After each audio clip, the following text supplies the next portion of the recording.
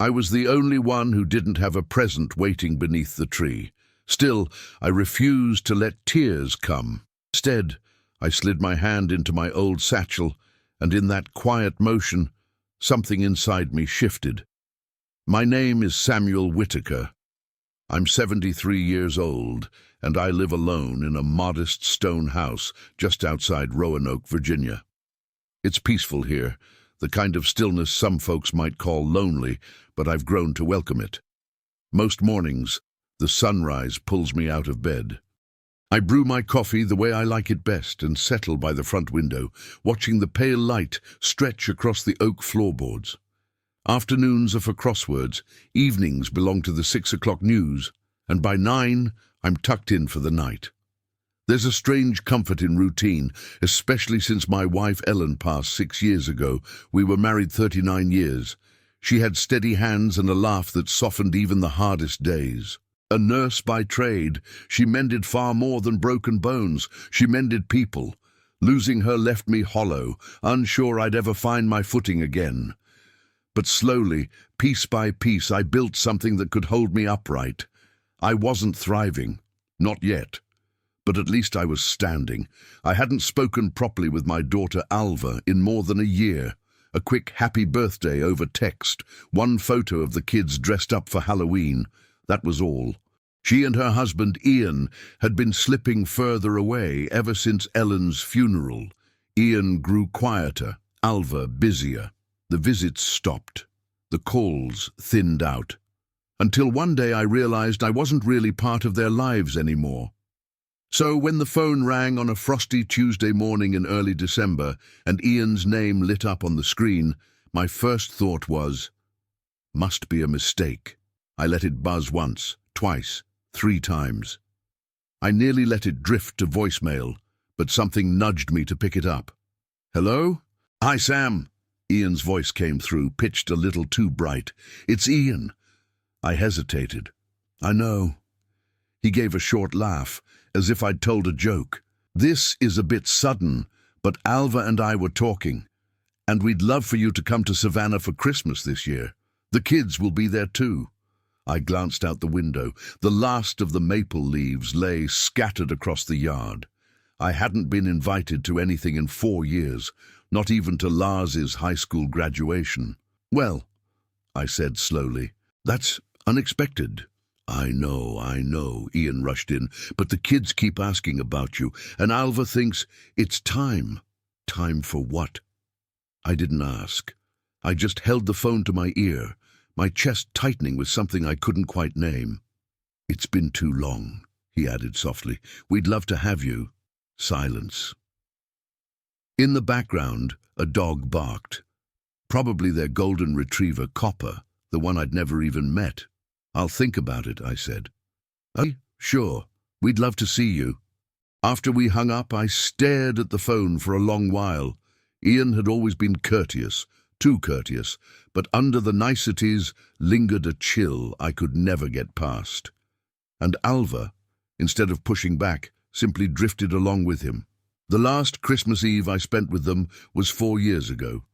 I showed up with arms full of pies and carefully wrapped gifts, hoping to share the warmth of the holiday. I remember Ian leaning toward Alva, whispering something while I spoke, as though I wasn't even there. They passed out presents one by one, skipping over me completely. No one seemed to notice. Not Alva, not even the kids. The next morning, I slipped away quietly. That was the moment I decided to stop calling. It hurt, but I couldn't keep forcing myself into a life that no longer had room for me. And now, suddenly, they wanted me back at the table. I rose from the chair by the window, moved into the kitchen and brewed another cup of tea, stirring it slowly. That old familiar ache returned, whispering the same cruel question. Why wasn't I enough? But this time, another voice rose inside me, steadier, stronger, one I hadn't heard in years. They don't know what I've been creating. I set the cup aside, picked up my phone, and tapped out a simple reply to Ian. I'll be there. Then I walked to my bedroom, pulled open the bottom drawer of my nightstand, and lifted out a thick envelope, sealed, stamped, waiting. On its front, bold letters declared Q4 Performance Report, Phoenix Rise Collective LLC. They had no idea who I had become, but they were about to learn. I don't think Ian ever meant to hurt me, but his silence did. One Sunday dinner still lingers in my memory. He was showing off their new espresso machine. Sleek, full of knobs and blinking lights, it looked like it belonged in a cafe. He poured steaming cups for everyone else, skipping mine. Then, with a grin, he said, "Tea suits you better, doesn't it?"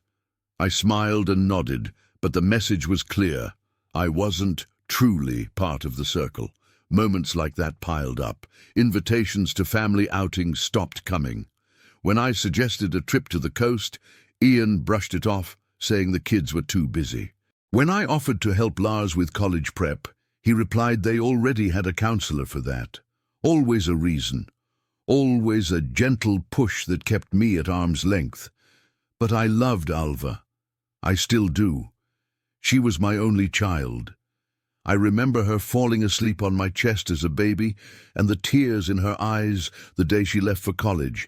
Yet the woman who returned from campus seemed guarded, quieter. She'd glance at Ian before answering, as if waiting for approval. I noticed. But I stayed quiet. I didn't want to risk losing her completely. The one who truly stayed in touch was Lars, my oldest grandson. Bright, curious, always with a sketchbook or a novel. He'd text me pictures of his drawings or ask what I was reading. Small gestures, but they reminded me I mattered to someone. Once, he sent me a photo of a bracelet he'd made in class, saying it was just for Grandpa.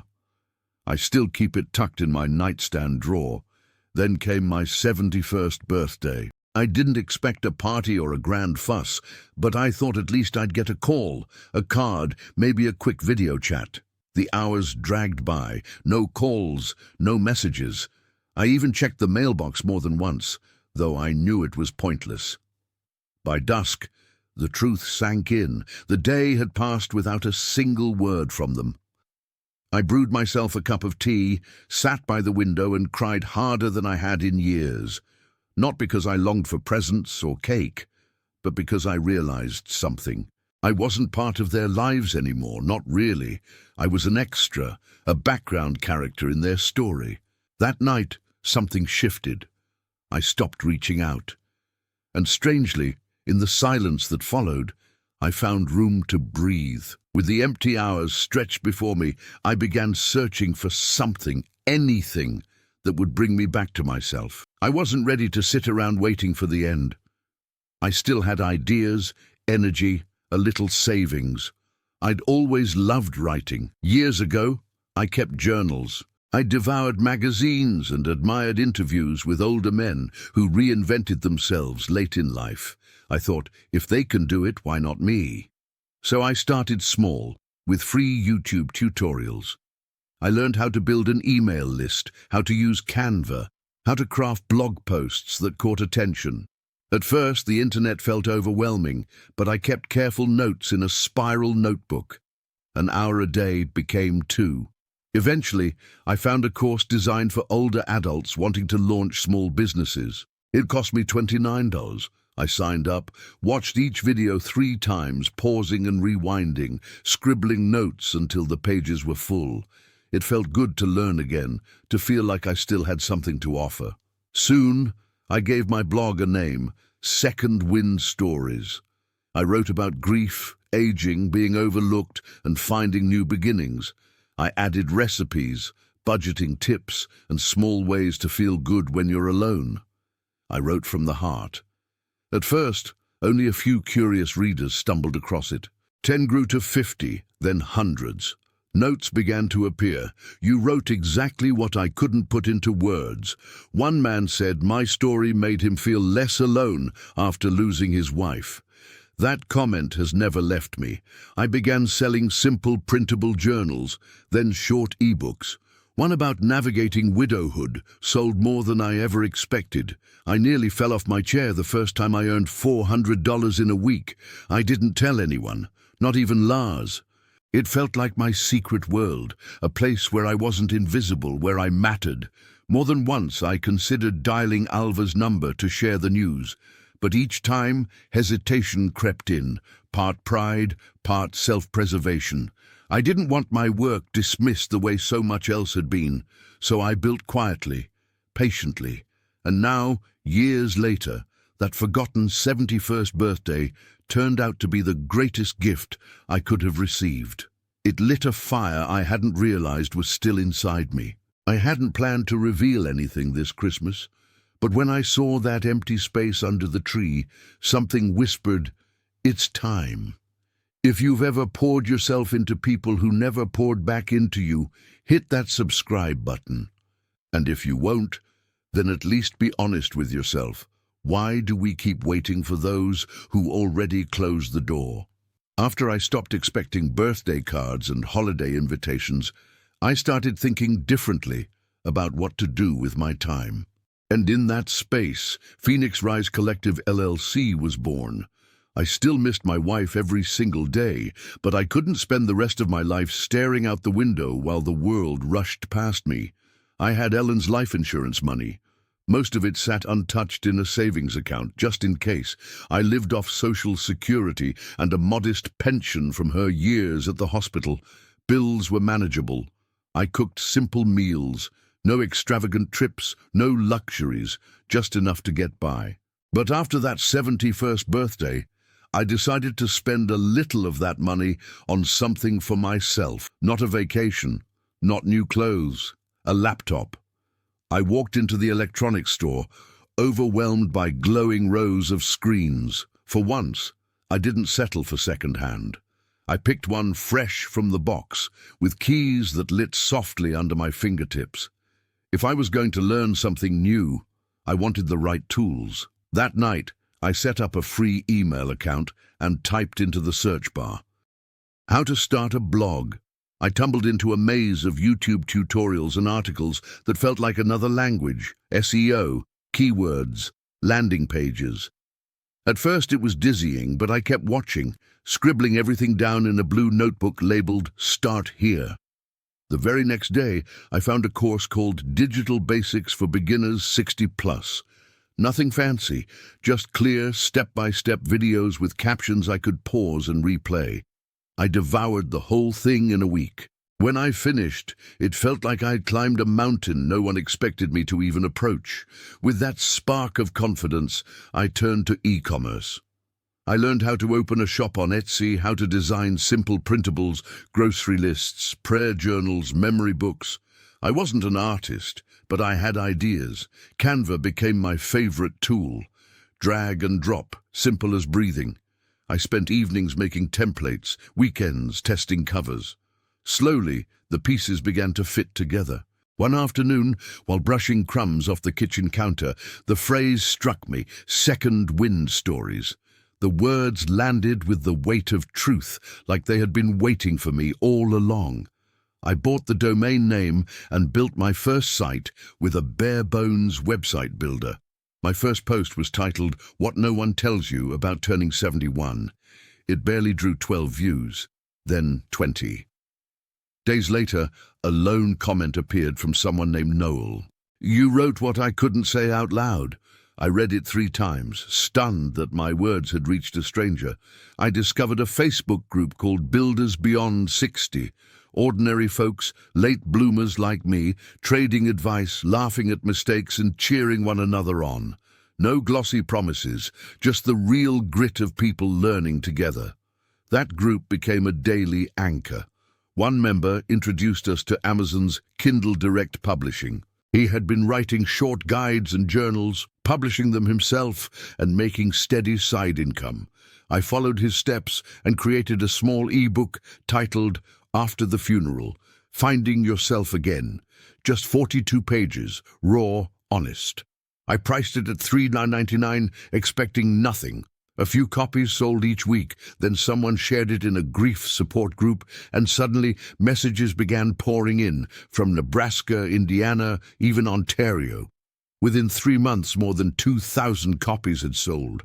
Every week brought something new to learn. Stronger descriptions, better hashtags, building an email list. It wasn't magic, but it was work that mattered to me. I added a small shop linked to my blog, offering printable journal pages, grief trackers, daily reflections, quiet time guides. I kept prices low. My readers weren't wealthy. They were like me, searching for something that felt real. By 72, I launched a paid newsletter, $5 a month. I called it Tea Letters. Every Friday, I sent out a piece that mixed story, encouragement, and reflection. I wrote about loneliness, memory, purpose, and worth, the things people stop asking about once you grow old. The first month, 38 signed up, then 60, then 120.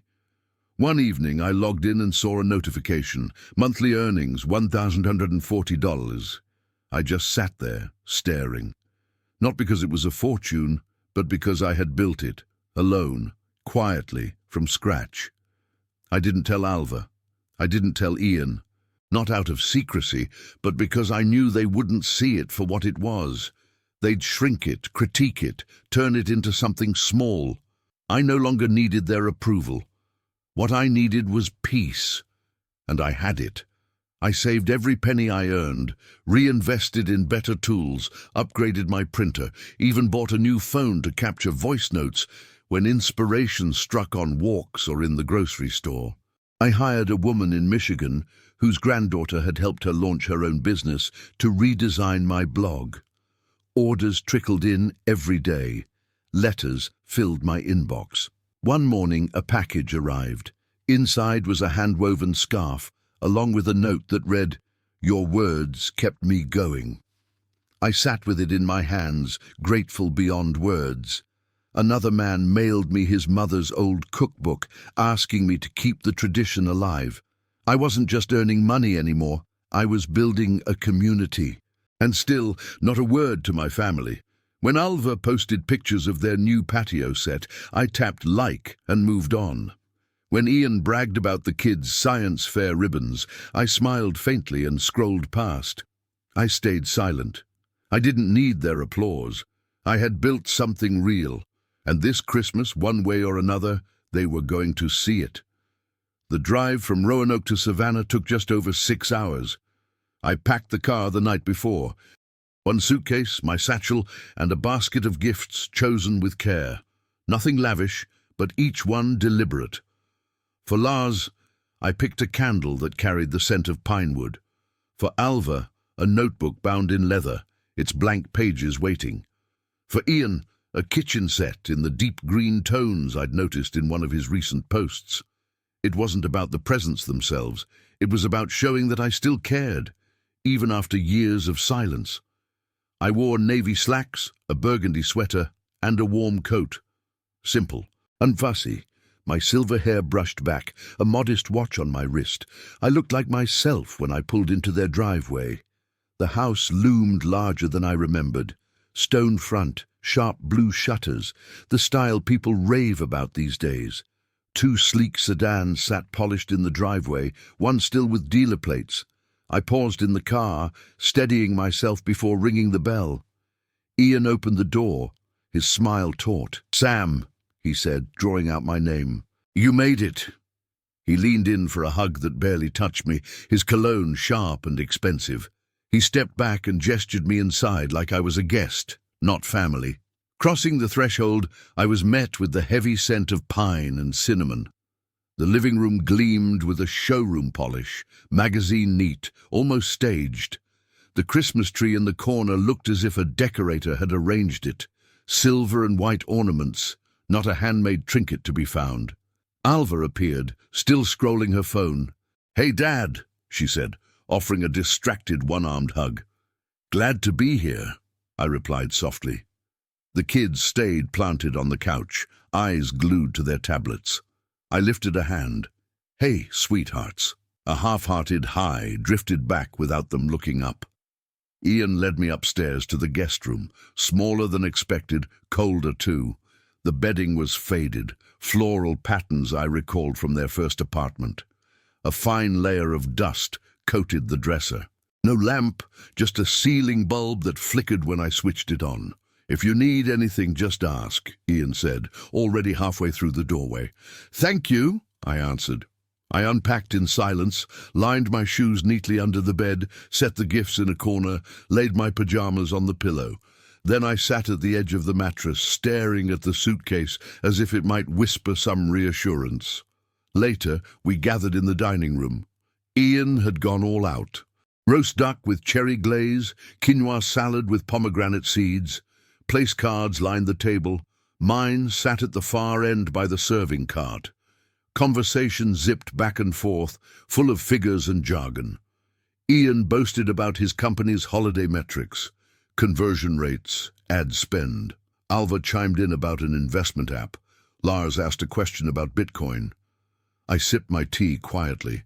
Not once did anyone ask how I'd been. Not once did anyone ask what I was working on. Halfway through the meal, Ian looked down the table. "So, Sam, what have you been up to these days? Keeping busy with those little pastimes?" The way he said it made the others chuckle. Even Alva smirked. I lowered my eyes to my plate, took another sip of tea. Something like that. He nodded, already turning back to his own conversation. I ate in silence, letting them believe I was idle. It was easier that way. After all, they had no idea what I had really been building. The next morning, I woke early, as always. The house was still, save for the hum of the heater and the occasional creak of floorboards. I dressed, made the bed, and went downstairs, ready to help with breakfast. But Ian waved me off. "Relax, Sam. We've got it handled." So I sat quietly in the corner armchair while the smell of cinnamon rolls filled the kitchen. Ian bustled about in a crisp pajama set, barking instructions. Alva poured orange juice, phone in hand. The kids dashed from room to room, restless with anticipation, waiting for permission to dive into the presents under the tree. By 8, everyone had gathered in the living room. The fireplace glowed, stockings bulged, and the Christmas tree sparkled like a catalogue display. Dozens of gifts waited beneath it, wrapped with precision, bows sharp, tags neatly matched. Ian called out, clapping his hands. "Let's get started." The kids dove in first. Boxes ripped open. Wrapping paper flew across the floor. Squeals, quick thank yous, and the crinkle of plastic packaging filled the room. Lars unwrapped a brand-new MacBook and hugged his mum. His younger sister got a gaming headset and a smartwatch. Ian handed Alva a sleek golf bag, then opened a large box from her, a designer briefcase he had clearly chosen himself. They posed for photos in front of the tree. Alva kissed Ian's cheek. "You did good this year," she said.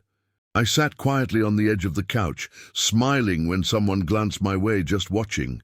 Then Ian scanned the pile like something wasn't adding up. "Hold on, wasn't there supposed to be another gift?" he asked. Alva cleared her throat and stared down into her coffee. Lars looked at me, started to speak, then thought better of it. "Oh no," Ian said with a tight laugh. "I must have overlooked you in all the planning, Sam. So much going on. You know how it is." I nodded. "Of course." My granddaughter chuckled, still gripping her new game controller. "Grandpa's used to it." The room laughed lightly, not cruel, not outright, but sharp enough to sting. I glanced at the mountain of gifts, the ribbons, the bright faces, and then at the empty space in front of me. No box, no card, not even a stocking. I sipped my tea. Steady. Then I reached into my satchel. Slow, deliberate. "This year," I said, clearing my throat, "I decided to give myself a gift." The room hushed. Ian tilted his head. "I thought I'd share it with you," I added, pulling out a slim envelope. Inside was a printed report, 4 pages stapled together, plain and simple. I set it on the coffee table and looked up. "You remember that little blog I started?" I asked, keeping my tone even. "Well, it's become more than I expected." No one moved. "It's called Second Wind Stories. These days, nearly 85,000 people follow along, mostly older folks looking for honesty about aging, loss, and starting over." I turned a page. "I also run an Etsy shop, printable journals, e-books, things like that. I sell about 100 products each week." Alva blinked. Wait, seriously? I nodded. Last quarter, my income came to just over $37,580. The number hung heavy in the air. Ian narrowed his eyes. Are you saying this is yours? Yes, I said simply. Built it myself. Learned everything online. Alva studied the packet. You made this much in 3 months? Sometimes more, I replied. She stared. Lars looked like he might burst with questions but kept quiet. Even the younger kids had lowered their tablets. Ian folded his arms.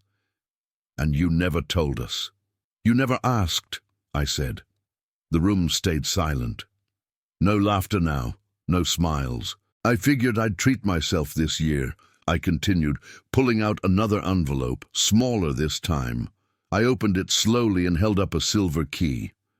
What's that? Alva asked. It's the key to a place I just bought, I said. 2 bedrooms right in the heart of Roanoke. I signed the papers last week. Alva's eyes widened. Ian's lips parted, but nothing came out. It's near the farmer's market, I added. Close to the co-op, the walking trails. Lots of natural light.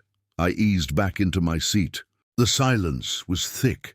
I looked at the heaps of wrapping paper, the quieting chatter, the stunned faces, and allowed myself the smallest smile. They still think I'm idle, I thought. Not anymore.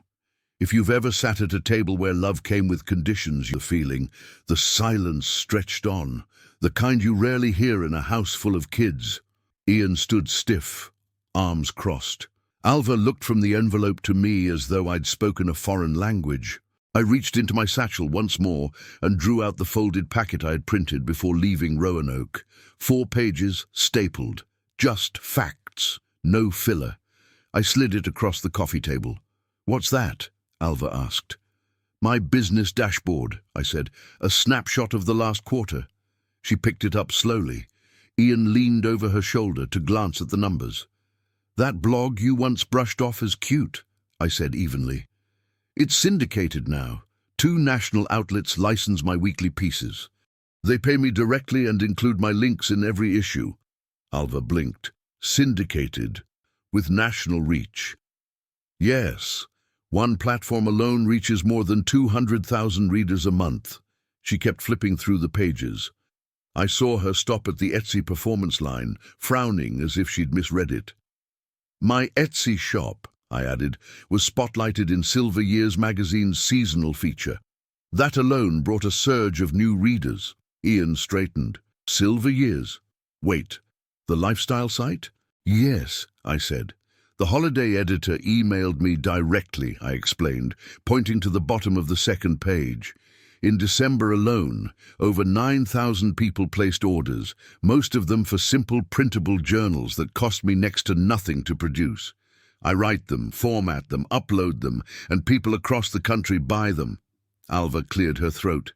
So, this is real? I nodded. All of it. Last quarter's income after expenses came to $37,580. Ian stepped back, silent now, the color draining from his face. Alva looked up. Dad, why didn't you say something? You never asked, I replied steadily. Every call went to voicemail, every message I sent got a 1-word reply, and every holiday I sat at home waiting to be remembered. No one moved. I let the silence linger before continuing. So, I stopped waiting. I built something quietly, in my own time. Not for recognition. At first it was survival, and then it became something I love. My youngest granddaughter finally looked up from her device. You're famous? She asked. I smiled. Not famous, just busy. Lars was still watching me, a grin tugging at his face. He hadn't spoken until now, but his eyes told me he understood. Or maybe he'd always suspected there was more to me than they realized. Grandpa, he said at last, this is incredible. I gave him a warm nod. Thank you, son. Alva ran a hand through her hair. So how long has this been going on? I began teaching myself at 70, and within 12 months it had grown from a hobby into a real business. She exhaled slowly. And you're making more than I do in some months. I didn't answer. I didn't need to. Ian tried to recover. Well, maybe we could feature your blog in our company newsletter. We highlight senior-led projects. I looked at him evenly. I appreciate the thought, but I'm already booked through next quarter. I've got collaborations lined up, including one with a retreat in Utah. He blinked. Alva gave a nervous chuckle. Wow, this really is something, Dad. I lifted my cup of tea and sipped slowly. It started when you stopped calling. That silence gave me time, and that time became this. No one laughed. No one shifted the subject. They just sat with it. Lars leaned forward. Do you think I could intern with you next summer? I've been looking into digital design and content writing. My heart warmed. I'd love that. Ian opened his mouth like he wanted to object, but then closed it again. Alva rubbed her neck, eyes flicking back to the packet. You've really built something, she said softly. Yes, I replied. Yes, I have. The rest of the morning passed slower, quieter. The energy had changed. They'd seen the truth, and once seen it couldn't be unseen. We finished breakfast without much more conversation. The gifts were opened, the wrapping paper stuffed into trash bags. The younger kids disappeared into their rooms with their new toys. Lars lingered, helping clear dishes, his gaze shifting between me and the envelope on the coffee table. I sat down with a fresh cup of tea, watching the steam rise. Alva and Ian sat across from me, quieter than I'd ever seen them. Something had shifted, though I wasn't sure where it would lead. Then Ian spoke, his voice lighter now, almost friendly. Sam, what you've built is really impressive. Truly, I nodded. Thank you. Building something like this at your age, he went on. It's rare, inspiring. I raised an eyebrow but stayed quiet. Alva leaned forward. Dad, maybe you could teach Ian how you did it. He's been looking for something flexible he can do from home now that the kids are older. I took another sip of tea, letting the moment settle. Ian smiled politely. I've been considering starting a blog, maybe a digital product line. What if we took what you've built and expanded it into a family venture? New products, bigger reach, a brand we could all share. Alva nodded quickly. Yes, we could help scale it. Add products, push the marketing. With our connections and your audience, it could really grow. I looked at both of them. Yesterday neither had met my eyes. Today they couldn't look away. I set my tea down gently, folding my hands in my lap. I appreciate the offer, I said calmly, but this isn't something I'm willing to hand over or dilute. It's mine, and I intend to keep it that way. Ian blinked. Sorry? No, I repeated firmly. I'm not interested. Alva frowned. Why not? We're just trying to help. I leaned back in the chair. Let me explain something. You shut me out. Slowly, deliberately. I called. I showed up. I brought gifts, cooked meals, adjusted to your schedules. I wanted to belong, but I was treated like an obligation, someone to be managed, not welcomed. Alva lowered her gaze. You pushed me out until the calls stopped, the invitations ended, until there was nothing. Then came that birthday when nobody even remembered. That was when I decided I had two choices, keep waiting for people who had moved on without me, or build something of my own. Ian shifted in his seat. But that was years ago. Things change. No, I interrupted, calm but steady. I changed. And I did it without help, without support, without anyone asking how I was doing. They didn't argue. And now that it's successful, I added, you want in? Not because you're proud, but because you see potential.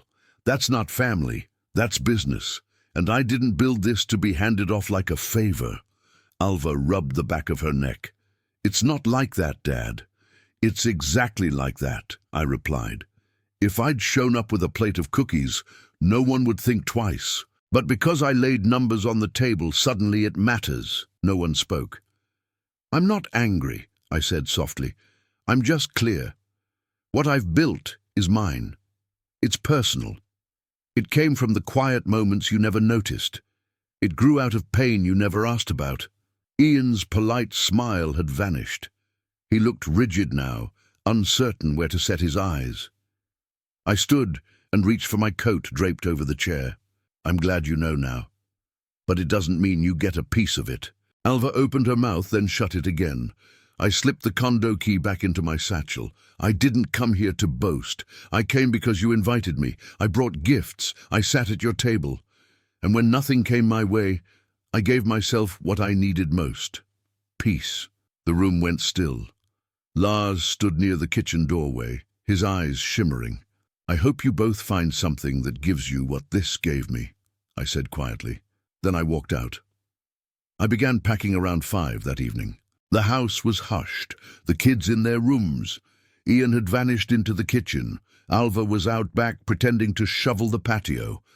I folded my clothes, zipped my suitcase, and glanced around the guest room one last time. The light still flickered. The dresser still carried dust. Nothing had changed.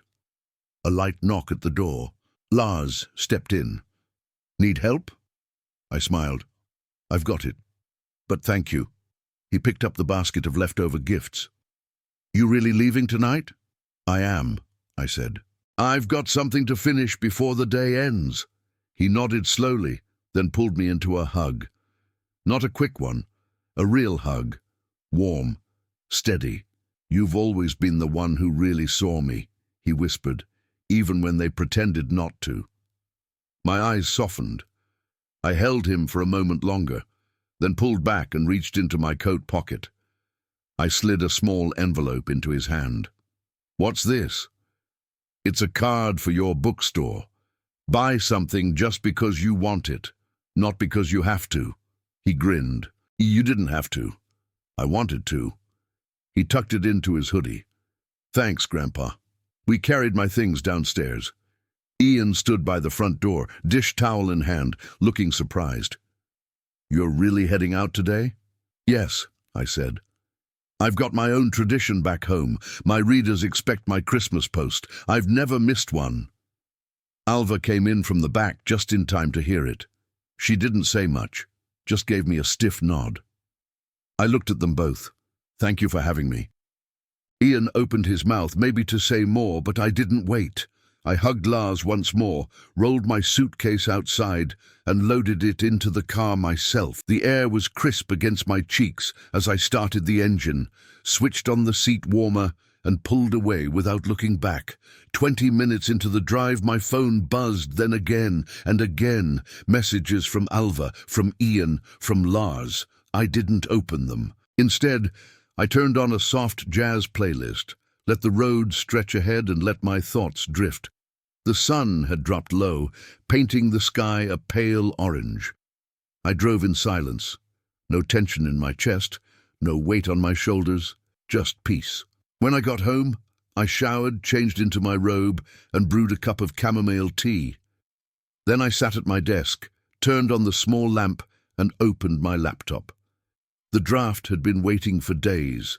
Its title, The Gift I Gave Myself. With one click, it was live. And almost immediately, the responses poured in. Thank you for this. I needed it today. This made me cry in the best way. I felt like you were telling my story. Dozens, then hundreds. I closed the laptop gently, lit a small candle on the table, and sat in the soft glow of my living room. I thought of all the versions of myself that had once waited for someone to notice. That man wasn't waiting anymore. 3 months slipped by like pages in a book I finally wanted to read. In Roanoke, the trees began to bud, and the evenings stretched with more light. My days found a rhythm.